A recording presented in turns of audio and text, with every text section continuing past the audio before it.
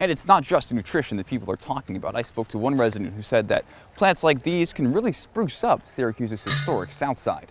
Antifreeze wiper fluid. A lot of people sometimes still have water in their wiper fluid box. And once you spray that on your windshield in freezing temperatures, it's going to freeze solid and you're going to be able to see worse than you could when you actually didn't put that on in the first place. The impacts of this meeting are going to be pretty big. Micron wants to have federal funding, and in order to get that, they need to have an environmental study done by the U.S. Army Corps of Engineers. And the first step of that is to hold a scope meeting. And it's not just attendees saying this. Political science professor Mark Brockway says that events like these are a great way to fight political polarization. In order to avoid all that damage, though, you're going to need one of these. These are solar eclipse glasses. Their lenses are specifically tinted to block the sun's harmful UV rays. But the Better Business Bureau is warning that you should know what you're buying. So it's going to keep on building. You're going to have the ground kind of looking a lot like this for, well, the next month or so. So get ready for some snow. Get ready for some good or bad things depending on where you're from. I'm from Florida, so of course this is new to me. I'm enjoying the snow right now, and I'm ready to see what this winter brings us. Citrus TV's Tyler Oldano joins us tonight from the scene.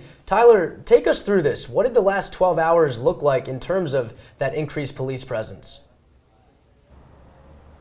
Maddie and Bradley, good evening. It's been a long night for the residents here in this Eastwood neighborhood as a police standoff took place right here in this house behind me. Now, details about it have been coming out all throughout today, and I'm here to give you a brief recap of exactly what went down and all the detailed information. 3 words for you. Say it with me: spaghetti, sauce, and saying hello to the other side. Those 3 things are all happening in the church at Our Lady Pompey right here behind me. Take a look.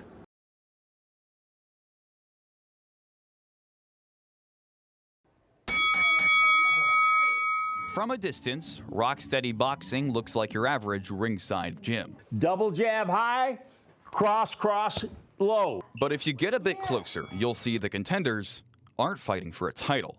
Their opponent is Parkinson's disease. 1, 2, 3, screw PD. And Mark Seeley says it's a tough one to knock out.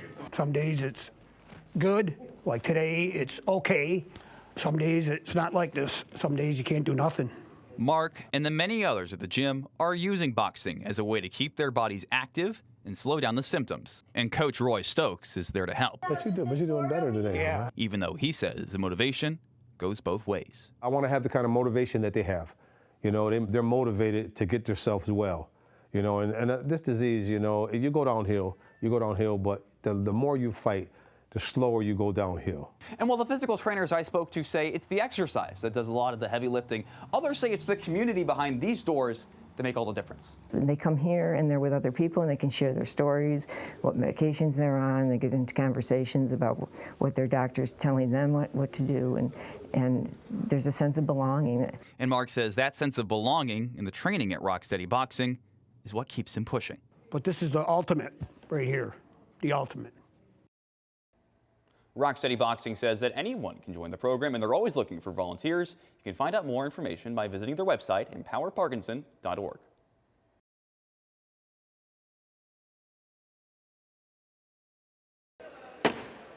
That gavel rang throughout the House of Representatives earlier this month, passing a bill that could see TikTok banned in the United States unless they're sold by their parent company, ByteDance. While many politicians say the app represents foreign influence in America's youth, to Malik Lewis, it represents something else. It's another source of income. It's another way to inspire and impact people. And it's another way to provide for myself and my loved ones, right? Lewis is a content creator here at SU. He says that for him, the app means more than just a simple hobby. So now if it leaves, I got to do gymnastics and say, okay, maybe I got to post more on the Instagram.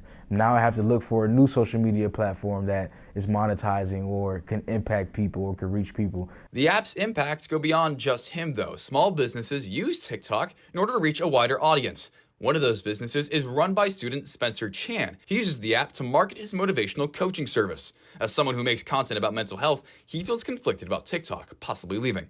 It kind of blows that I can't market my own things. I can't really express myself creatively. But as a consumer, I also see that TikTok consumes a lot of people's lives and a lot of hours. Overall, though, Chan says that situations like this one should be a warning to creators about who owns the content they make. With something that's in the digital space, it's kind of hard to have that sense of ownership because at the end of the day, it's not really yours to decide if it stays or if it goes.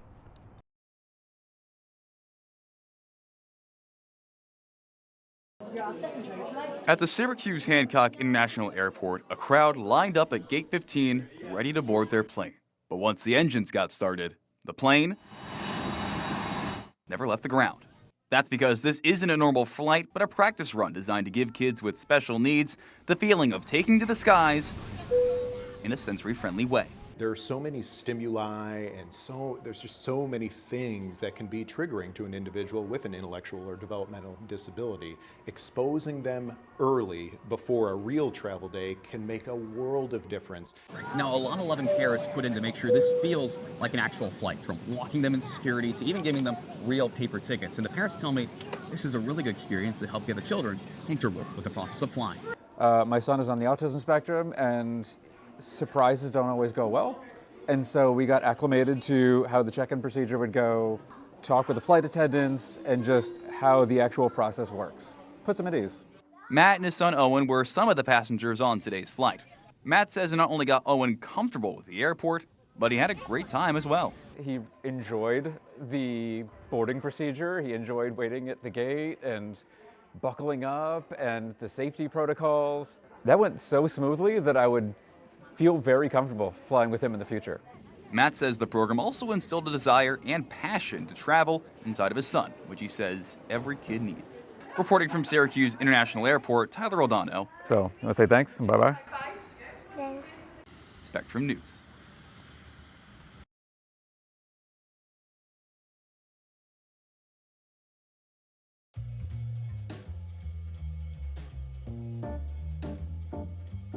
Since 1981, I've walked in every day, and it's been here every day. And I still enjoy looking at it. I look at it every single day since 1931, and it's quite enjoyable. It is a 1903 Iroquois, which was made here in Syracuse. We've done a lot of research on it, and to the best of our knowledge, it's the only one of its kind left. The car was originally my great-grandfather's. We acquired it out of this private museum, and then we brought it back home.